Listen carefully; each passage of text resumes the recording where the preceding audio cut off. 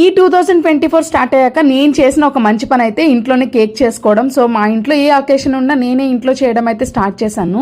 కరెక్ట్గా మార్చ్లో మా చిన్నోడి బర్త్డే చేసినప్పుడు అప్పుడే రీసెంట్గా జరిగిన ఒక ఇన్సిడెంట్ అనమాట. మా చిన్నోడి బర్త్డే రోజే ఆ పిల్ల బర్త్డే కూడా ఉంది. సో పంజాబ్లో జరిగిన ఇన్సిడెంట్ చాలా మందికి తెలిసే ఉంటుంది. బర్త్డే కోసమని కేక్ ఆర్డర్ చేస్తే ఆ కేక్ తిని ఆ అమ్మాయి చనిపోయింది. ఎంక్వైరీ చేశాక ఆ కేక్ వల్లే పాయిజన్ అయ్యి ఆ అమ్మాయి చనిపోయిందని తెలిసింది. సో ఇంట్లో ఉన్న ఫ్యామిలీ మెంబర్స్ తిన్న వాళ్ళందరూ కూడా హాస్పిటలైజ్ అయ్యారు. అన్ని బేకరీస్ లో అలా ఉండకపోవచ్చు, బట్ 70% పీపుల్ అలా స్టోరేజ్ చేసిన కేక్స్ ఎప్పుడెప్పుడోనే సేల్ చేస్తూ ఉంటారు. సో అందుకే మనం బర్త్డేస్ కైనా ఫంక్షన్స్ కైనా కొనుక్కునేటప్పుడు కొంచెం జాగ్రత్తగా కస్టమైజ్డ్ కేక్ ని ఆర్డర్ చేసుకుంటే అప్పుడు ఖచ్చితంగా వాళ్ళు ఫ్రెష్ గా ప్రిపేర్ చేసిస్తారు. సో ప్రతి ఒక్కరికి ఇంట్లో చేసుకోవడం అంటే చాలా కష్టం కదా, అందుకని బయట కొనే వాళ్ళకైతే నేను ఇచ్చే సజెషన్ అనమాట. బేకరీలో ఆల్రెడీ చేసి పెట్టిన కేక్స్ కాకుండా మీరు స్పెషల్ గా ఏదైనా కస్టమైజ్డ్ కేక్ చెప్పి అప్పటికప్పుడు తయారు చేసి ఇమ్మని చెప్పండి. ఈ ఇయర్ లో మా ఇంట్లో జరిగిన అందరి బర్త్డేస్ కి నేనే కేక్ ప్రిపేర్ చేశాను. సో నా బర్త్డే కూడా ఈ కేక్ అయితే ప్రిపేర్ చేశాను. ఎలా ఉందో కామెంట్ చేయండి. ఒకవేళ నచ్చితే లైక్ చేయండి అండ్ సబ్స్క్రైబ్.